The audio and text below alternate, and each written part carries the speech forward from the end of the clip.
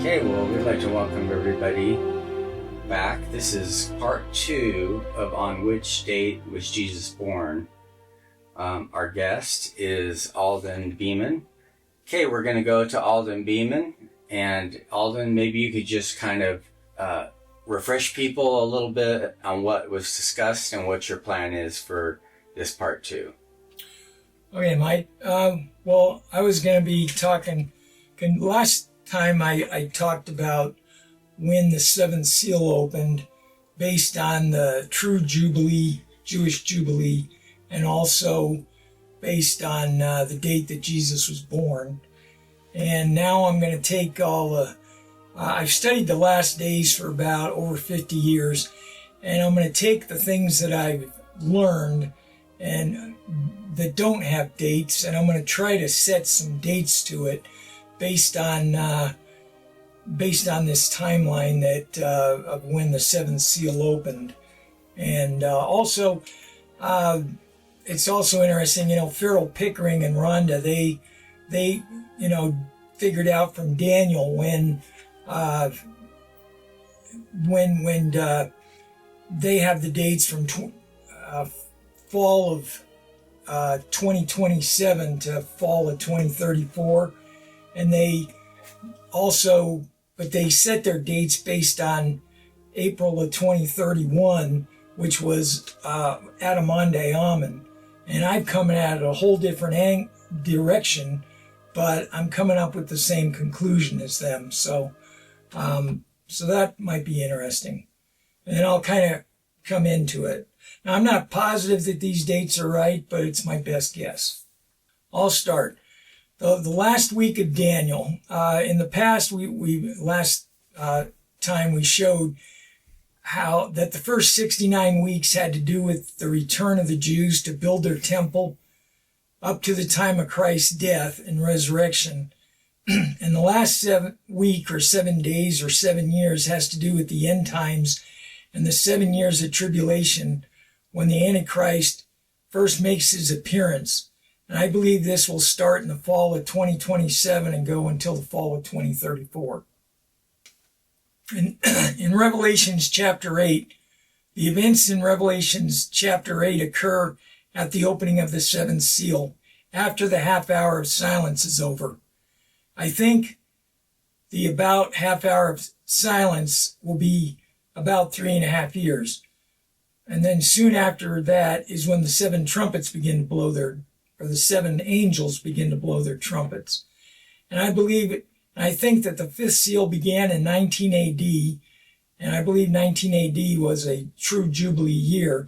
So 2,000 years later will be the opening of the seventh seal, and this occurred in September of 2019, the hinge point our prophet was talking about. In Matthew 24, I believe we are in the time of the wars and rumors of wars. The Ukraine war and the war in Israel is a good example of that. These wars will only increase as we approach 2027. Then in 2027, the Antichrist will make a peace treaty and stop the wars. And after about 3.5 years, he will break his treaty and attack Israel. So the next 10 years, I believe the next 10 years will be unlike any decade we have ever experienced before. And one of the apostles also said that. He said, I believe the USA will be relatively safe until after the temple in Salt Lake City is dedicated. And so that will be done after October of 2027. It will need to be dedicated probably in November or December of 2027. Or they may, do it in April of 2028 if they want to stick with the April 6th date. But they may not. They dedicate pretty soon after they have the open houses over. So I believe that soon after that there will be riots in Chicago due to the devaluation of the U.S. dollar. And so that'll probably happen in spring of 2028. This will turn into a civil war. And after the civil war, we are hit by another plague. But this time it kills 33% of the people. And so the so-called desolating scourge written about in Isaiah and the Doctrine and Covenants. Then in the fall of 2028, the Russians and the Chinese as part of the United Nations enter the USA after the great earthquakes that occur in Salt Lake City and the West Coast states. These begin in August of 2028. By fall of 2028, we are invaded. It first starts out as a humanitarian thing, but once they are inside the USA, Russia and China will turn against the USA citizens. In the spring of 2031 is the Council of Alden Beaman, and by the fall of 2033, the Battle of Armageddon begins and ends with Christ appearing to the Jewish people in the fall of 2034. I don't know the date when Christ comes in his glory and burns the earth, but that date no one knows right now. So that's kind of a overview. And then I also go into why I think this based on other people. They had near-death experiences. They've written, prophets, and I'll go through all the different people and things Joseph Smith said. We'll continue. So why do I think this could be true? At this point in my research, I found many scriptures, but I also read many near-death experience books and saw videos on YouTube. I had to discern who was telling the truth. I did this by understanding the events that would happen, and then I began to set dates to them based on the opening of the seventh seal, being around the fall of 2019. I will highlight some of these books and scriptures and let you decide. So 2025 and 2026, I don't think that things in the U.S. will go terribly wrong until after the temple in Salt Lake City is dedicated, which is the fall of 2027. The open house will last for 6 months, so that'll go from April to October 2027. Now that Trump has won the election, I hope he stops the present wars in Israel and Ukraine. I also hope he starts the Alaskan pipeline back up and energy prices go down, which will lower inflation. However, 2025 and 2026 can be filled with wars in foreign lands. It's looking more that way with the news about England and France now supplying weapons to Ukraine. And just yesterday we had, India attack Pakistan. So, things are just heating up everywhere. Summer of 2027 or 2028. According to a man named Kenneth Leff, he's somebody on the internet, he says that he died when he was 8 years old. He was shown the upcoming assassination of John F. Kennedy, and then things jumped until the first and second terms of Donald Trump. He does not like Trump, but he describes a time when there will be a coup on Trump, and he will be taken from office, which he says will cause a second civil war in our country. And he first published this on October 18th, 2020. And then riots in the Second Civil War. Undercover people cause an explosion. This is what Kenneth Leff said. Undercover people cause an explosion in a newsroom, maybe CNN. It was somewhere in the South, and they blame the Republicans for it. An army from the West moves toward the East. The West wins. The West Army discovers a government building around Arkansas or Louisiana, and evil spirits come out of the building after the building is destroyed. The West Army exposes all the fake propaganda that the East Army was talking about. People who supported the East Army are mad that they fell for the lies. Too many people had died because of this war. Then he ends the talk telling us that there is a great sickness in the USA, and he is very skinny and he dies in a basement. And he said he looks similar to in age as he did in 2022.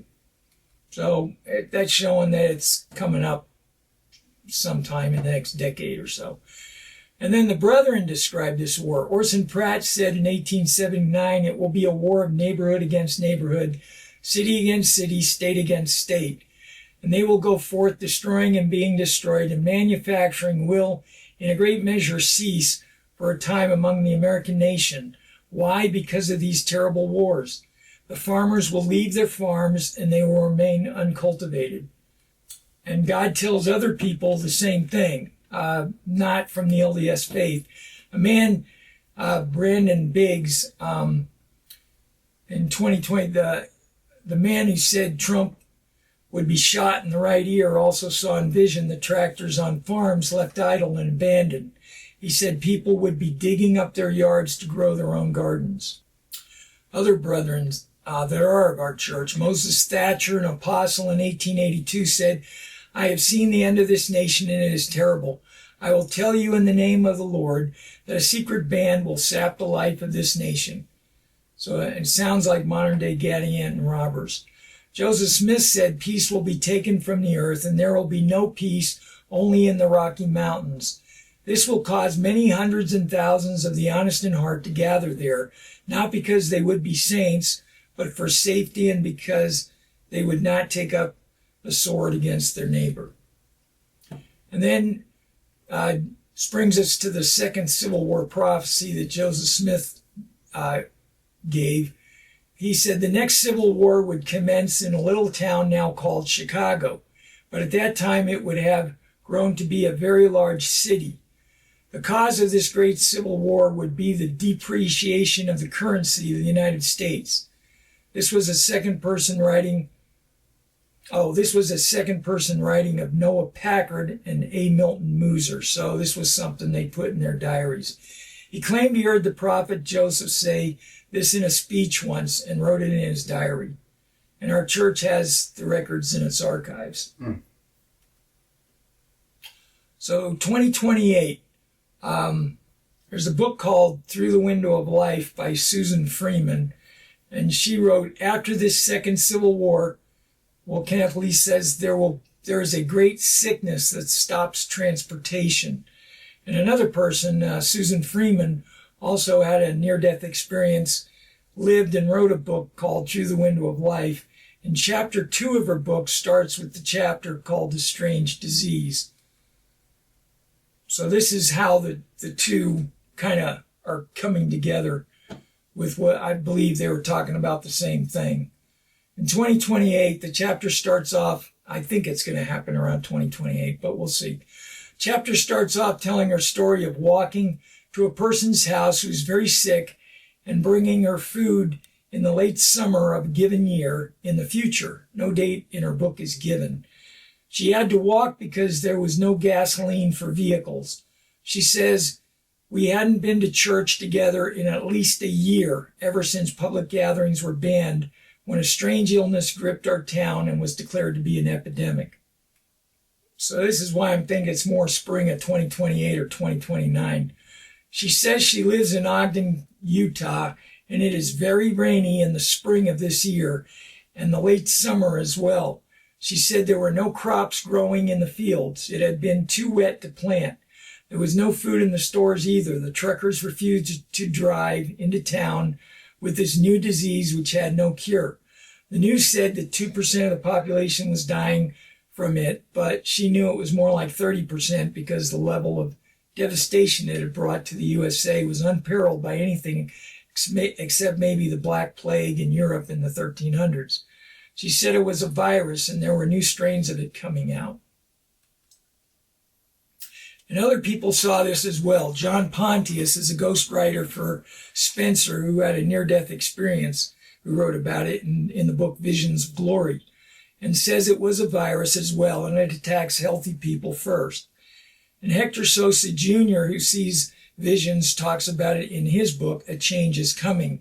He describes two diseases in chapter 5 of his book, and it's very similar to the diseases talked about in John Taylor's dream and Charles D. Evans' vision.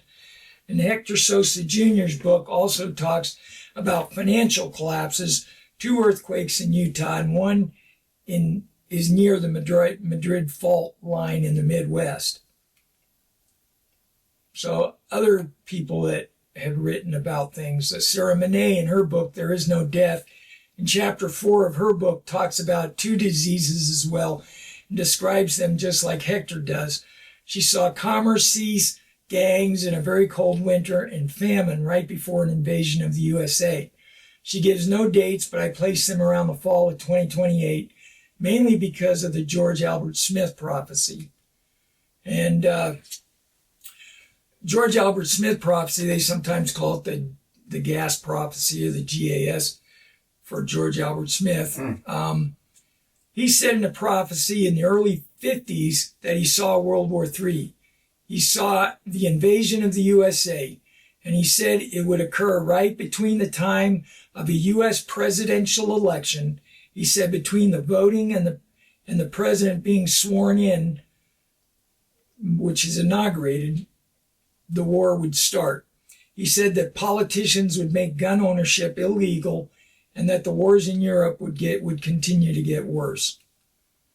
So that's why I'm now thinking it's at least this 2028, not 2024, because we didn't have any of that, real bad COVID plague thing in 2023. So it has to be further out. And so, I made this in 2024, but the reason I didn't think it'd start this year is because we did not have a wet spring where no crops grew, nor did we have a virus that killed 30% of the population. I also showed how 2019 was the opening of the seventh seal and the times when the trumpets and plagues will begin after the half hour of silence. All these people describe all of these things in their writings and books. There are two more writings, the vision of the lady who saw World War III called the Cardston Temple Vision, and the Book of Plagues, which was written in the late 1800s. And then the Doctrine and Covenants, section 45, verse 31, they shall see an overflowing scourge, for a desolating sickness shall cover the land. And I believe this sickness was seen by all of these people and written about in their books. So one question, Alden. So, so going back to the George Albert Smith prophecy, and I've read most of those things you talked about, but he's speaking about an election. Obviously, that's got to be at the tail end, right? If it's in Trump. But those other prophecies you mentioned, most of them, they weren't necessarily talking about an attack. They were talking about a plague and other things that would happen prior to the attack, correct? Yeah. But that's kind of a time marker because, obviously if we're attacked then, I imagine that there'd be all those other things for the most part would happen prior to that, correct? Yeah. So that's why I'm thinking, this, it's, they showed, the trouble that would begin and, with first the devaluation of the currency, then the civil wars, then the plague, then the invasion. Other people talk, pick up, and then Kenneth Leith ends at his, and then the other people pick up with, she talks,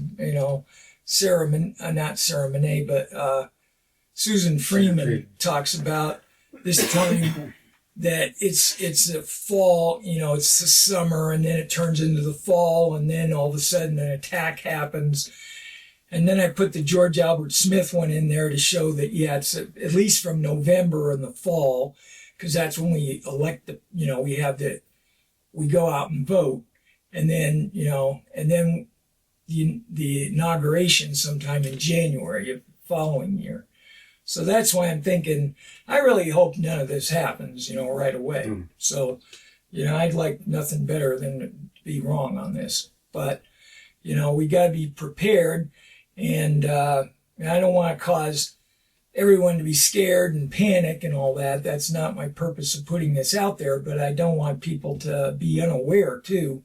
If our prophet's saying, get prepared, and, and I'm seeing this as a very strong possibility because in 2027, it's going to be the first Shemitah. If it opened in 2020 as the true Jubilee, then 2027 is the first Shemitah.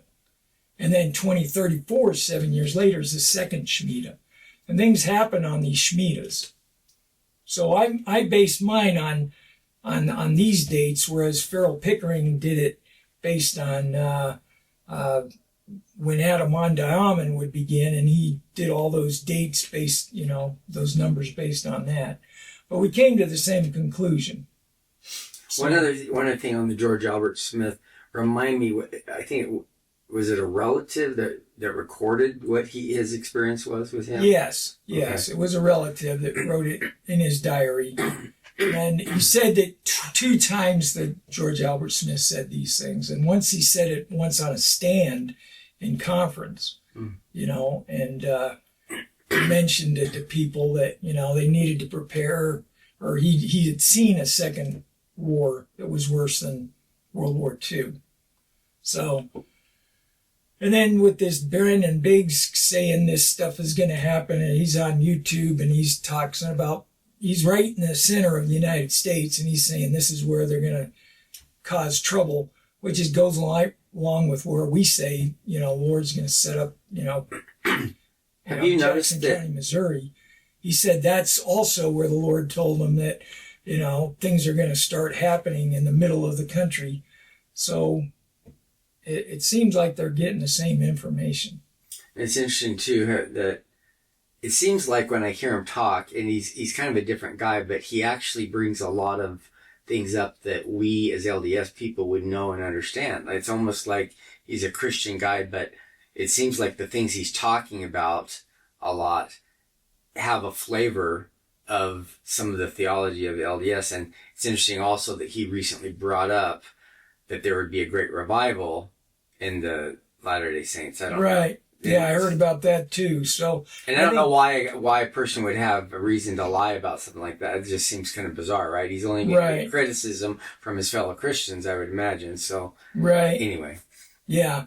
And he's not really a big fan of the, you know, the LDS people. Mm-hmm. But I think God uses people in different places, Absolutely. You know, and it maybe not his time yet to become LDS. But, you know, I believe that when, you know, the prophet said there's going to be greater blessings given to our church between, he said, now and when Christ comes in his glory than there's ever been on the earth before. And I believe that's when we start living the law of consecration and we get the full priesthood. And I think that's when we'll have, you know, all the blessings given, and we'll be able to raise people from the dead and, you know, multiply food and do all these things that he's saying are going to happen, that we kind of think are almost impossible to happen because they don't happen now.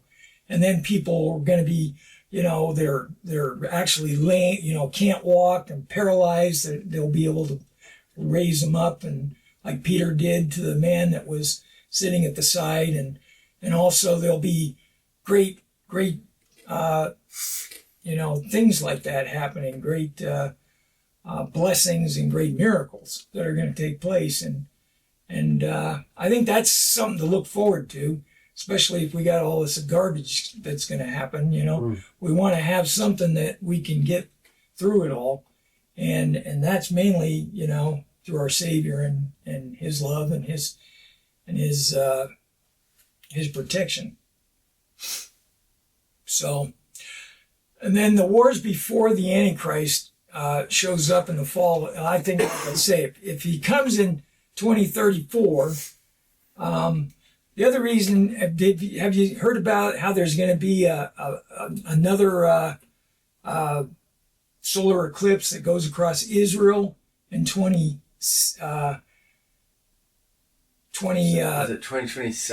2027, and then 7 years later in 2034 it goes the other way and makes an X right over Israel. I'm not as familiar with that, but I think I have heard that.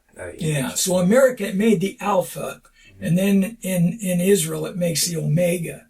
So I don't know why God's going to make all these things in the sky and then just say, no, I'm not coming until 2040 or 2050, you know, or whatever the next time is going to be. But so I think these dates, it's going to come. That Farrell figured out it was like, I don't know, he had some real crazy number of the probability of it not happening.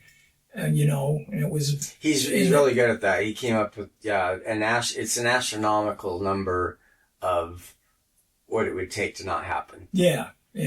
So that's why I'm pretty sure it probably will. But, you know, there's a side of me that like to go to have the Olympics here in Utah and have it all bypassed, right? But anyway, Daniel 11, verse 6 to 12 is how the USA or Egypt wins a major battle against Russia Turkey or Syria, and all are north of Jerusalem. Still haven't, well, it's talking about the king of the north and the king of the south. And it's kind of still kind of confusing because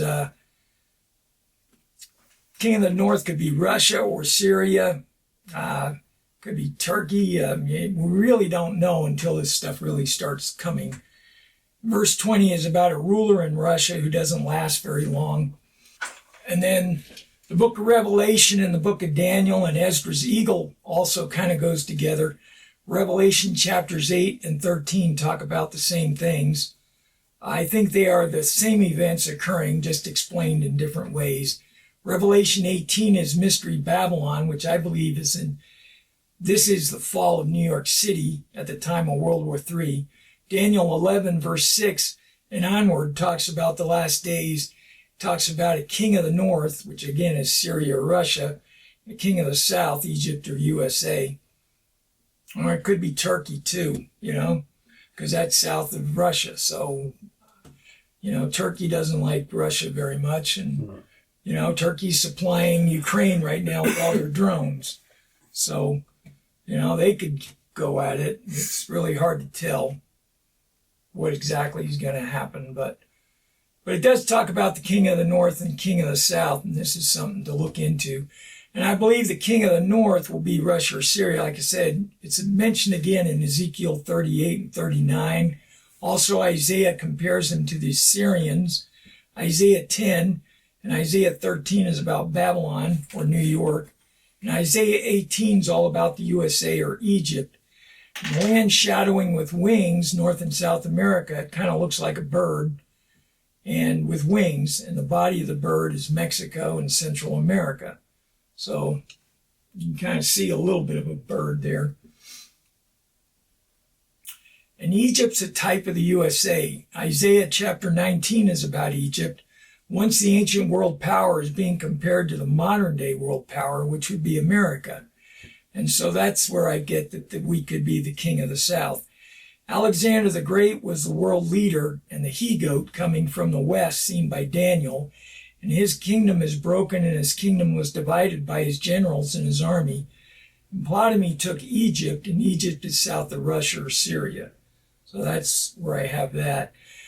Then the persecution of the saints by the Antichrist. First Nephi chapter 14, verse 12 to 17.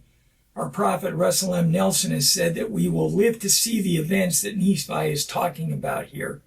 And Jesus talks about these same events in 3 Nephi 16 and also 3 Nephi chapter 21 and 22. And it's all about the invasion of the USA. Because that's what Christ taught the people in the Americas about the America's future. And the war in America ends. I believe that after a major earthquake and the patriotic wars that will continue to take place in America, as seen by George Washington, the Antichrist will leave America and set his sights on Israel. And he may even leave Europe. And the saints will gather into Jackson County, Missouri, and by the spring of 2031 that Adam will come and hold the priesthood meeting, and the 144,000 high priests will be selected. The lost 10 tribes will have returned by then as well. And this is where we get into the Adam-on-Diamond. Daniel 12 is all about the great priesthood meeting, which I think will take place in the spring of 2031. And again, that's Pharaoh Pickering's timeline at propheticappointments.com. And so Farrell and I agree on everything except the birth of Christ. He thinks he was born April 6, 1 BC, and I show April 6, 7 BC. And he has Jesus dying in 33 AD, but I show that 28 AD because of those missing 5 years that people, if you take 33 and minus 5, you get 28. So, but again, other than that, people can learn a lot from his timeline. I think he's very accurate on what he did. It'd be fun to have you talk to Farrell sometime about the 5-year thing and just to get his take on it. Yeah, I haven't been able to, but yeah, I'd like to sometime. Maybe if he watches this, he'll see where I come up with this 5-year difference and why it's there. Yeah, that'd be cool. But the summary of the wars that take place from fall of 2027 to fall of 2034, Daniel 11, verse 21 and onward, is all about the Antichrist, or the leader of the king of the north, who is involved in the wars of the 7 years of tribulation. At first, he makes peace, but in the midst of the week, which would be 33 and a half years, he breaks the treaty with Israel and starts a war with them. And 13 months before the end of everything is in the fall of 2033, he starts the Battle of Armageddon. And that's going to be the sixth trumpet. They say that when the sixth trumpet sounds, it's the last 13 months. And then Christ comes and saves the Jews in the fall of 2034 when he splits the Mount of Olives. So it was also, I was watching something today, and it was about a prophecy that Joseph Smith said, where he said Christ would visit the saints in the West, or in the Rocky Mountains, before, and so, and I'm actually thinking that kind of goes in with the timing of Visions of Glory, where he talks about after the big earthquake, that there's the temple, they clean it up and everything, and then Joseph Smith's there, as well as Jesus, at this special meeting that's going to be like on the last one, I guess, on Sunday, and people are invited to it, and then I think that's when he comes to those, and he talks about people getting translated or something, and at that point, and then but I don't know, exactly how everything fits together. I haven't received any revelation on any of this, but I've prayed about it, and I'm told, I'm in the right ballpark, so I feel like, I'm in the right thing, and I'm supposed to put this out there. So I just want other people to kind of, make up their mind. But above all, part of it is, I've noticed, it's like the old thing, looking at elephant. Somebody might be looking at it straight at the trunk, and someone's looking at the toe, and someone's looking at the tail, and so they describe it a little bit differently. Right. But I think people get a view of something that is true, but obviously it doesn't show. The Lord can absolutely not show us what he doesn't want us, or not have us remember when we wake up something we're not, you can remember that you saw it, but not what it was. Right. It's really fascinating how Revelation can work like that. But I think there are people that have seen a panorama of a lot of events, and Isaiah and Nephi, and, there's some people throughout time. But I think, obviously you studied this, and the more you study it and the more you put the pieces together, you can get at least a confirmation, like you said, of that are certain things going to happen, and you're in the general ballpark. And I'll say we've had a lot of people over the years that have talked about some of these things, and I feel strongly that we're in the ballpark you're talking about as well. I'm not an expert on it, but it's just you can see everything unfolding this time, right? Yeah, it's just really happening. So anyway, yeah, I think it's that, and then just looking at the age of our prophet. He's brought in 2018. He's been now he's going on his 8th year now, being prophet. And he's going to be 101 in September 9th of this year. And so, I hope he lives a long time. I don't want anything bad to happen to him, but that, we're human. We're not going to live forever. And then we got Oaks in there is next. He's going to be the next guy if everything came together, because he's the senior one. And then, but he's kind of up there in his 90s now too, so he's probably not going to be around forever. And then you have Uchtdorf after that. So, you can kind of see, and he was the one that talked about, he did the parable of Great Aunt Rose. So you can kind of see some of the pieces falling into place, when these things might happen. It's just,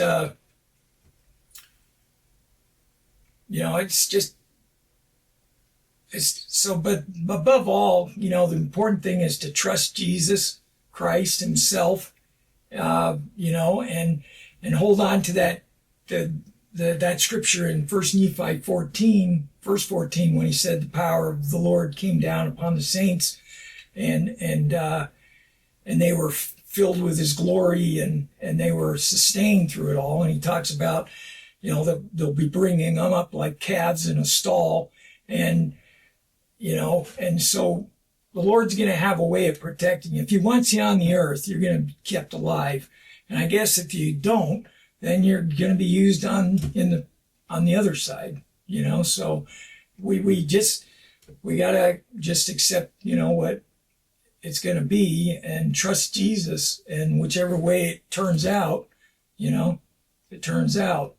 So I like to control a lot of things in my life. So I don't just like saying, I'm going to give my life over to Jesus, and just, if I die, I die. And I don't really love that thought, but it's something that, I've got to learn to deal with. And you got to really, when it comes down to it, that's what you got to do. You just have to have faith in the Lord and understand that he's, our times are numbered. He says we can't add a day to our life, and if we're not stupid, we really can't erase time from our life. We can shorten it by doing dumb things, but he says our time is numbered. And Joseph Smith said that the time of a righteous person is not going to be taken away. You lived your full life the way you were supposed to. And so you got to just kind of hold on to some of those things, so you don't, because me, I kind of get a little anxious about these things. And, but then I don't want to totally put my head in the sand, and bury it like an ostrich and not know when things are. So I like to kind of know when things are going to be happening. And that's why I study this stuff and then try to find the good in it.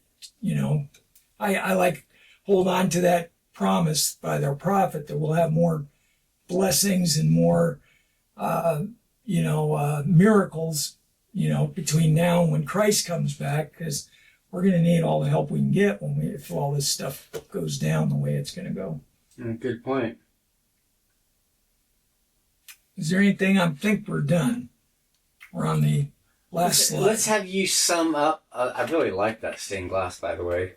That's a really cool image. But so maybe just sum up a little more and just talk a little bit about the church itself, and I guess, and I'll cut out part of this. I'm talking about the thought that's on my mind is I've thought about the last days my whole life. I've always studied it, thought of it. I've been curious about it. It was just something I always had a fascination with. I even at one point purposely didn't study it because I didn't want it to be a gospel hobby. I heard that talk about having gospel hobbies, and I thought, well, maybe this could be a gospel hobby. So, but it just seemed like it gravitated back to me. But there are some people, LDS in the LDS church, that do not,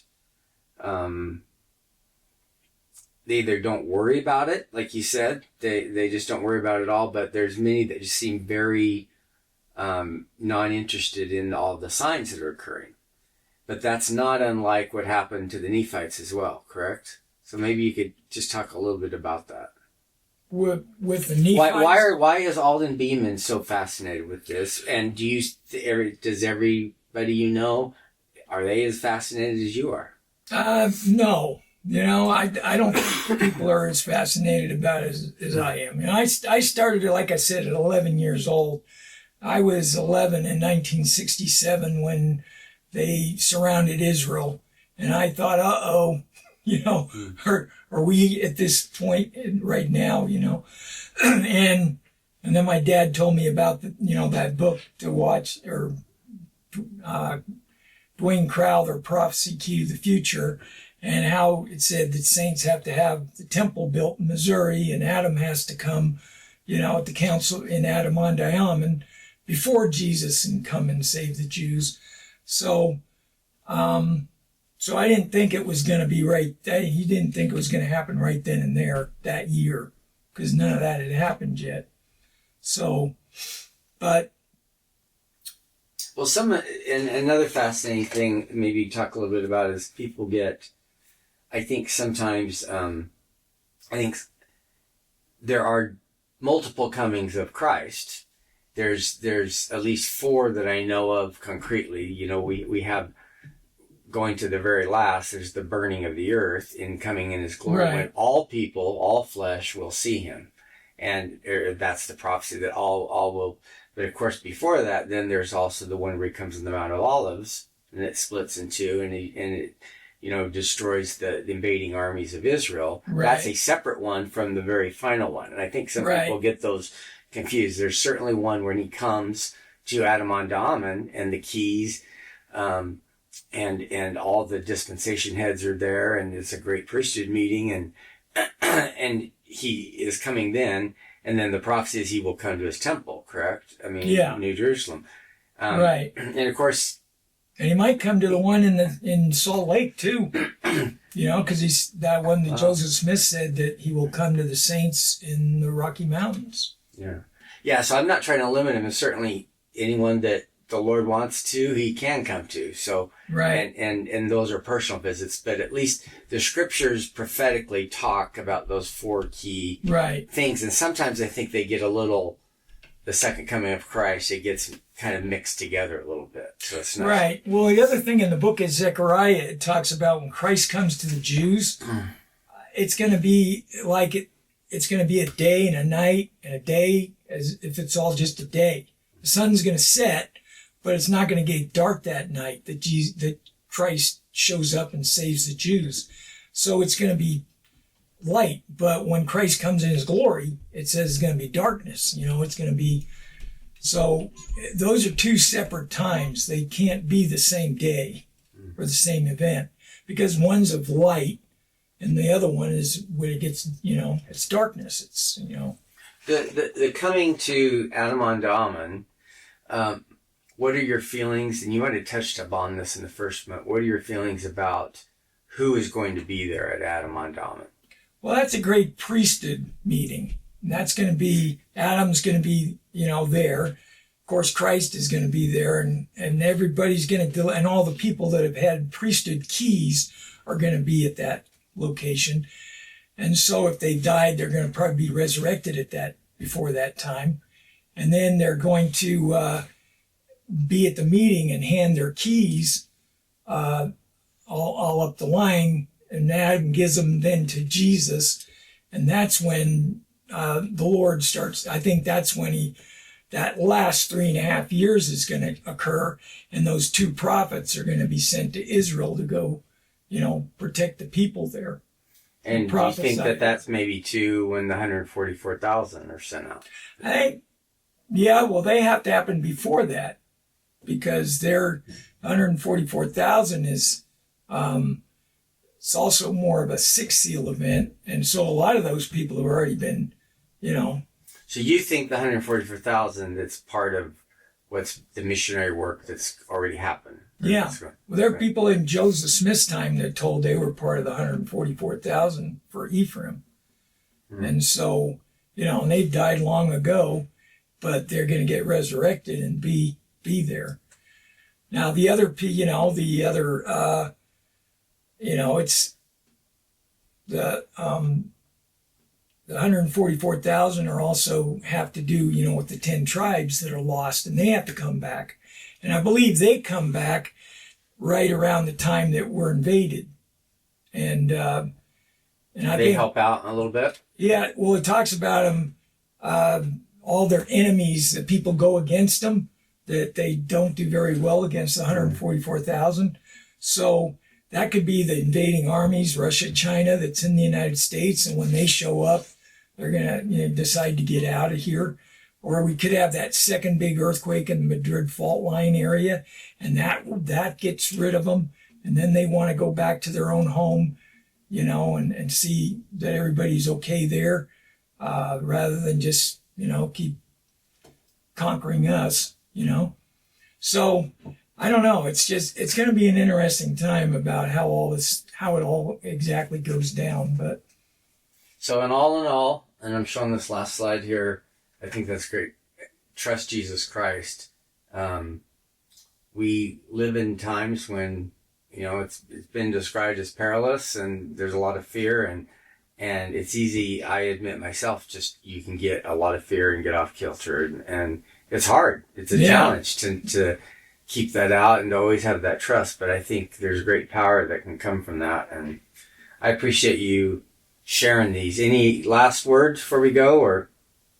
Well, I think the important thing too is it might lead into my next thing is where we talk about the importance of the prophet said that you're not going to survive spiritually unless you have the Holy Ghost and can understand it. And he also talked about being taught by Christ himself in order to help your families and have the priesthood and be there. He kind of said only those that are taught by the Lord himself will have the ability to bless your families in the troubles that are coming. And so I thought maybe next time let's talk about the importance, the revelation and how do we receive revelation, and the importance of, maybe the difference between the light of Christ and revelation, because that's really what's important is to be centered with Christ and knowing how to get your own revelation. And I connect that too to this, a lot of people say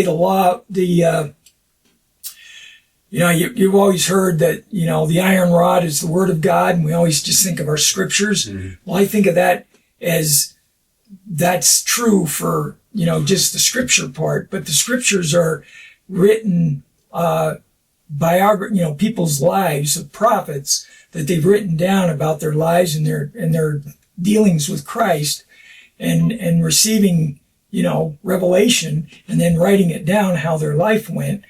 And I think the iron rod is really revelation, because if it comes through the Holy Ghost, then it is, it talks about it in the Doctrine and Covenants. That's the word, that's the will of God. And that's really what gets you to the tree of life, which is, to the love of God. I think you're onto something there, and sometimes you just kind of know stuff, but you don't know why you know it. And it's like, I years ago pondered about the iron rod quite a bit, and thinking about the different metaphors and symbolism, but, iron conducts electricity, just like the Spirit in the sense, and it's obviously those that really hung on to it, and that could conduct it, get that. And so I've always thought of that as kind of like what you're saying, you're receiving the Spirit, you're getting truth, you're getting information, you're getting knowledge. So that's a really good way of putting it. Yeah, I like that, how it conducts electricity, and it's, I didn't even think of that, but I really think it's really going to be important for us to get our own revelation and to know how to do that. And so here's one last thing I just thought of, and that's something I've been struggling with. I've had different seasons of my life, I guess, where I've felt like I've had opportunities to really study and had time to do that. And one of the things I've lamented is it just seems like, and I make excuses till the cows come home, but it's just like my life is so frantic. Just the daily stuff I have to get done for my employer, and the stuff for the things, we're trying to do, like this podcast, and try to get things out to people. And what are your tricks, or what are the things that you do or try to do on a daily basis to study and that you felt maybe have been some of the best things you personally have been able to do? How do you study? Different people study different ways. Well, I study by topic a lot, and then I try to find scriptures. I use my phone, and then I go to where it has the footnotes. I just click on those, and it shows me what's instantly there, and I read that, which we didn't have that when we just had the open, the manual book. And so I really find that's helpful, with the technology, that you can just click on it and see all the other scriptures that go to that scripture. And so that's a good way, I wish I studied every day. I don't, I pray usually, but I don't always read my scriptures every day.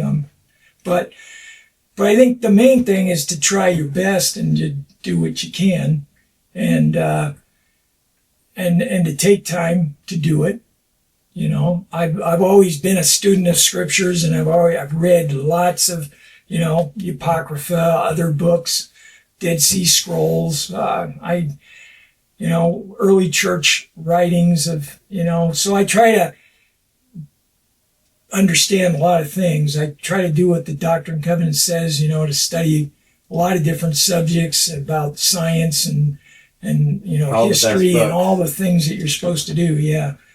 And so it can be a lot, but if you make an effort at it, then the Lord will bless you. And like I said, a lot of these things are answers, you know, that have taken me like 40 years to get answers to. Like the one about, you know, that I want to share about Revelation, took me almost 40 years or more to understand the difference between the light of Christ and the Holy Ghost. And I think that there's a lot of important stuff in that, you know, people could benefit from, because I definitely did once I understood the difference. But, you know, I just figured it out maybe 5 years ago, you know, where I actually finally figured it out. And I'm 69, so what does that tell you? You know, you can study your whole life and still not know, you know, a lot. And the more you study, the more you know you don't know. You know, so. Well, you know you're going in the right direction when that happens, because it's hard to get too prideful if you keep discovering new things. The Lord keeps showing you new things. But right. Well, I really appreciate you sharing what you shared, and maybe just tell people, Alden has talked about some other topics, some things that he's interested. So we're going to have these 2 recordings out there so people can learn about the things that we've talked about the last days, the second coming of Christ, and the signs of the times. And then I would love to have you come back and talk about some of these other things. So think about what you want to do, and we'll have you back. Okay. Thank you for your time. All right. Thanks, Mike.